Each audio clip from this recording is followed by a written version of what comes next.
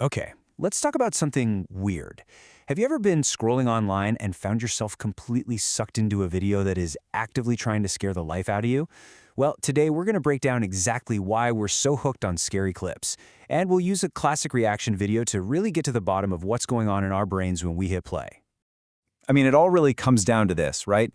It just doesn't make a whole lot of sense on the surface. We spend most of our lives trying to avoid feeling scared, but then we go and click on a video with a title like World's Most Scary Videos. So what is the appeal? What are we actually getting from this?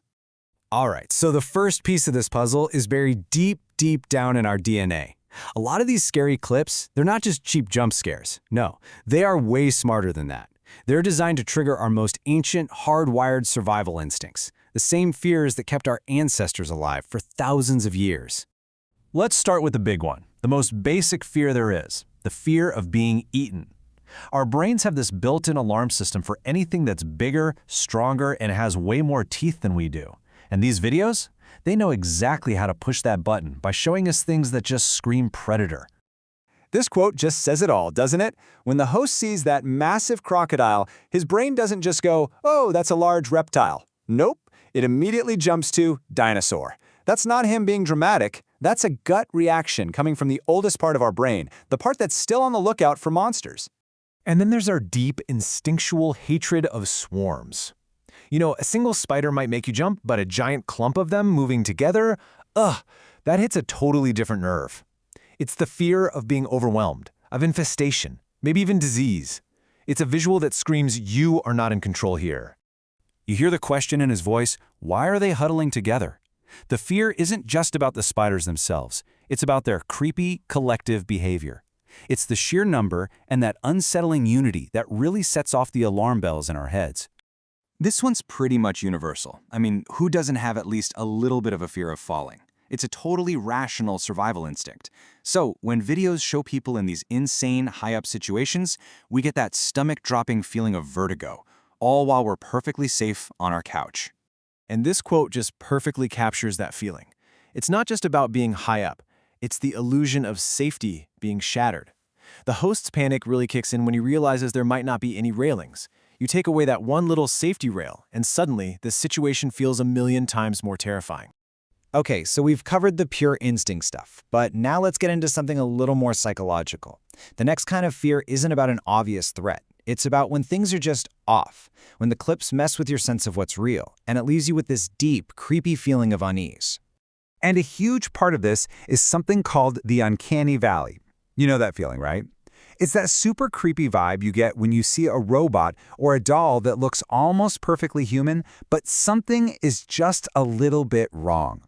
Your brain sees something familiar, but at the same time, it's screaming, "That's an imposter! That's not right!" And hey, even though this isn't a robot, this bizarre example hits that exact same nerve. A refrigerator with human legs? It's ridiculous, of course, but it's also deeply uncanny. It mashes together a normal object with human-like parts, and it just completely short-circuits our brain's filing system, creating that classic, "what on earth am I looking at" feeling. You know, maybe the most powerful fear of all is the fear of what we can't explain.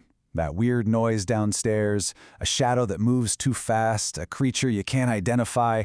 Those things are terrifying because our own imagination starts filling in the blanks. And trust me, what we imagine is usually way, way worse than the reality.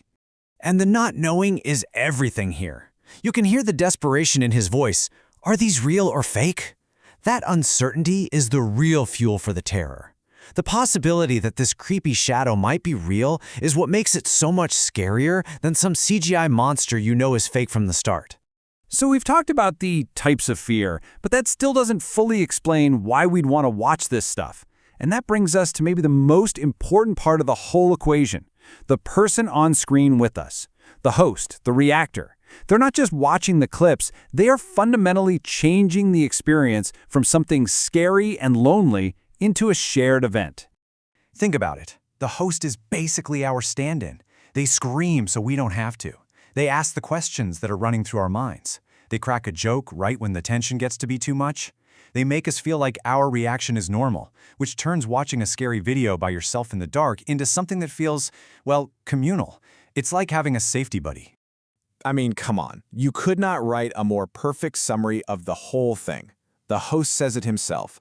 That one sentence just perfectly captures why these reaction videos work so well. It admits the clips are genuinely scary, but it presents the shared experience as the solution, the very thing that makes it okay and even fun. So let's tie this all together now. When you take these deep, primal fears and you wrap them in the safety blanket of a guided, shared experience, what do you get? You get a really powerful, really effective form of entertainment.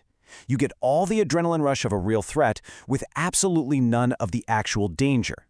And this chart just lays it all out, plain and simple. Watching a scary video is the complete opposite of a real threat. Instead of being alone and helpless, you're with a community, and you're in total control. You can pause it, you can look away, you can close the tab. It's a simulation that gives you a quick shot of adrenaline without any of the real-world trauma. So in the end, maybe watching these scary videos isn't all that different from riding a roller coaster, you know? We willingly strap ourselves in, scream our heads off during the scary parts, and then it's over and we get off laughing, totally buzzing with adrenaline. It's a safe way to poke at our deepest fears, turning pure terror into a genuine thrill. It really makes you wonder, what is it about that thrill that has us all lining up for more?